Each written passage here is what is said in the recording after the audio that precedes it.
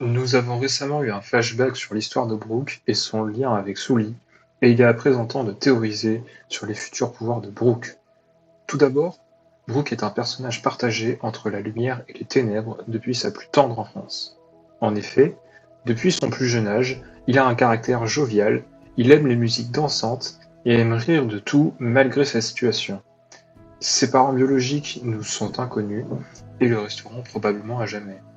Ainsi, Brooke a grandi dans une décharge à Hesperia, à l'écart de la société et en tant que paria, ce qui n'est pas sans rappeler l'enfance ou le passé tragique d'autres personnages connus comme Lo, Robin, Bonnie et Kuma, pour ne citer qu'eux. Afin de l'aider à traverser cette enfance difficile, Brooke s'émerveille très jeune pour la musique, au point d'épier les cours du conservatoire d'Hesperia, mais il finit systématiquement par être repéré et chassé des grilles du conservatoire, car son apparence n'est pas soignée du fait qu'il ait grandi dans la décharge, comme en témoigne la page 5 du chapitre 1184 de One Piece. Décharge dans laquelle il joue des musiques au chant révolutionnaire devant un public composé de 2 chiens. Les ténèbres sont alors la condition de Brooke, et sa lumière, la musique, qui lui permet d'en échapper au moins un bref instant. Lors de ses 11 ans, alors qu'il est en train de chanter, Brooke fit l'heureuse rencontre de son futur bienfaiteur sans le savoir, le prince Luvin, qui se décide à braver les apparences après avoir écouté Brooke plusieurs fois, car il reconnaît son talent musical. S'ensuit alors une discussion, un repas partagé, et ce pendant plusieurs jours, semaines, voire probablement mois. Mais afin d'assaisonner ses plats, Brooke vole de temps en temps un peu de curry à la marine, et un beau jour, cette dernière lui tend un piège et le tabasse pour essayer de lui faire porter le chapeau d'un trafic de drogue alors qu'il n'a que 11 ans. Le valeureux roi Luvin, accompagné de sa fidèle amoureuse Candelle, vient alors au secours de notre pauvre fredonneur préféré, qui sera ensuite soigné au palais puis adopté par Luvin, qui l'enverra ensuite au conservatoire afin que Brooke bénéficie d'une véritable éducation musicale. Il rencontre alors sa deuxième étoile et craque littéralement pour Candelle, qui devient sa mère d'adoption. 2 ans plus tard, un envoyé du diable, à savoir Saint Manmeyer Glo, établit une relation fort probablement non consentie avec Candelle, qui donnera naissance à Sully et qui sera placé sous la garde de Brooke notamment. Et peu avant la naissance, le prince se marie à Candelle et devient roi. 7 ans plus tard, Brooke a 20 ans et est chef des troupes commando de la garde royale d'Hesperia. Pour lui, tout va pour le mieux. Il partage sa musique avec tous dès l'aube, ce qui ne fait pas l'unanimité. Lors de ce chapitre, le 1183 pour être exact, Brooke défend alors le royaume contre l'attaque de gangsters qui en avait après Candelle en utilisant son célèbre Song Slash.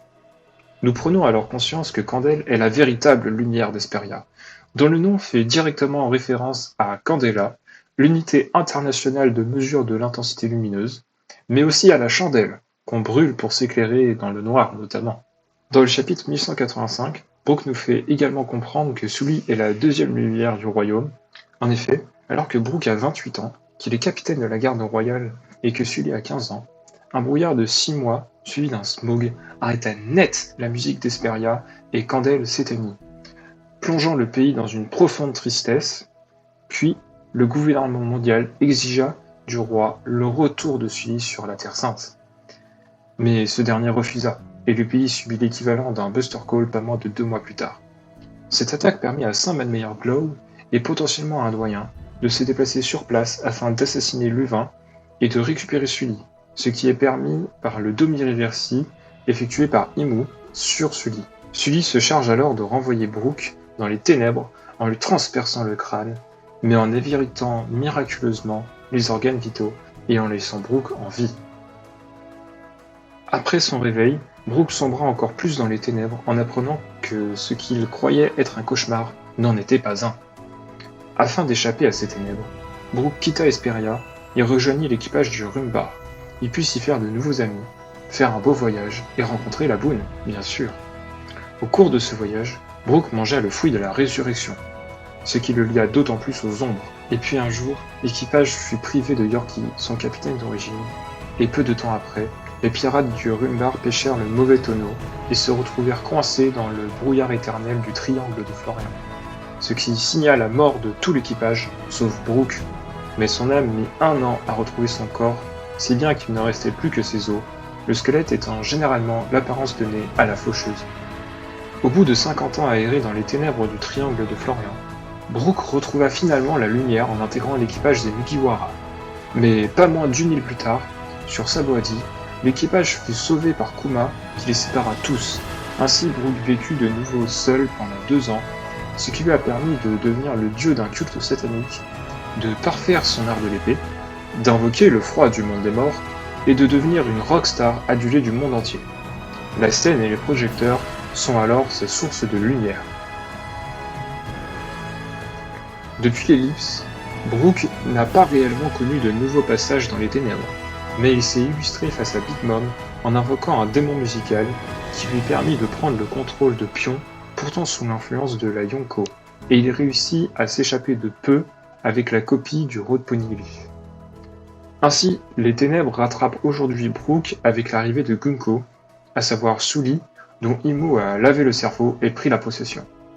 Ce qui lui fait ressasser et ressurgir les mauvais souvenirs de la tragédie d'Hesperia. Et il a également failli mourir en s'opposant à Imu en personne sur Elbaf. Et comme le suggèrent les chapitres 1149 et 1186, Sully a rejoint les Chevaliers Divins contre son gré, ordre sacré chargé de la protection du dieu de ce monde, Imu. Mais alors, quel impact sur Brook et pourquoi parler du gouvernement mondial? Eh bien justement, toute l'hypocrisie du gouvernement mondial est de se faire passer pour le bienfaiteur du monde alors qu'il en est son cancer. Tout d'abord, les Chevaliers Divins sont de véritables monstres sans cœur qui n'hésitent pas à tuer pour le plaisir, comme le montre bien Somers à God Valley. Ils massacrent sans vergogne les amis de Loki. Ils capturent les enfants géants. Plusieurs d'entre eux ont fort probablement eu des relations non consenties avec des femmes. Et leur chef, Shamrock, possède une épée nommée Cerbère qui peut invoquer le fameux monstre gardien des enfers.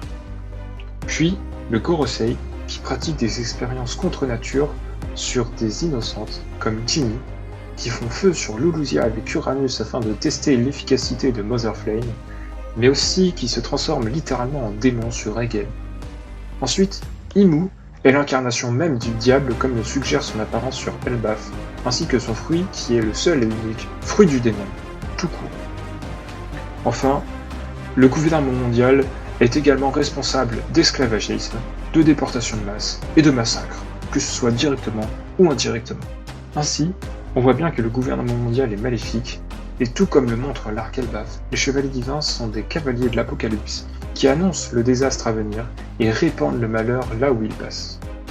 Mais là où les Chevaliers Divins se cachent derrière un titre fantoche, Brook, lui, est déjà reconnu en tant que Soul King. De plus, sur Hesperia, il était capitaine de la garde royale. Ainsi, je pense qu'il est temps pour lui d'obtenir un nouveau power-up et de devenir un véritable cavalier de l'Apocalypse. Pour commencer, après avoir invoqué un démon musical face à Big Mom, Brook va à présent pouvoir être capable d'invoquer, voire incarner, un démon de glace à l'instar de Zoro avec Ashura. Puis après avoir invoqué le froid du monde des morts et gelé plusieurs personnes dans le Nouveau Monde, Brook va pouvoir être capable de geler directement l'âme de ses adversaires. Ensuite, il va toucher l'éveil de son fruit, et là où avec celui des âmes, Big Mom était capable de consommer les âmes de ses adversaires ou la sienne pour augmenter son espérance de vie ou sa puissance en combat, Brook sera capable de voler l'espérance de vie de ses adversaires à chaque coup blessant qu'il leur porte, ainsi qu'à la mort. Enfin, après avoir éveillé son fruit, Brook deviendra le véritable roi juge des âmes, ce qui lui permettra de juger directement l'âme de ses ennemis, et ainsi de décider instantanément du sort de ce dernier, mais cette capacité sera limitée à la connaissance qu'il a sur son ennemi. De plus, grâce à son éveil, Brook pourra échapper une seconde fois à la mort si cette dernière n'est pas souhaitée par Brook. Ainsi, là où Luffy incarne le dieu soleil, la lumière de ce monde, et où Zoro en sera son ombre en devenant le roi des enfers, Brook rejoindra également Zoro dans les ténèbres en devenant le roi juge des âmes. Merci de m'avoir écouté, j'espère que ma théorie vous a plu, n'hésitez pas à me faire des retours et n'oubliez pas, soyez prêts pour Brook, le futur roi juge des âmes.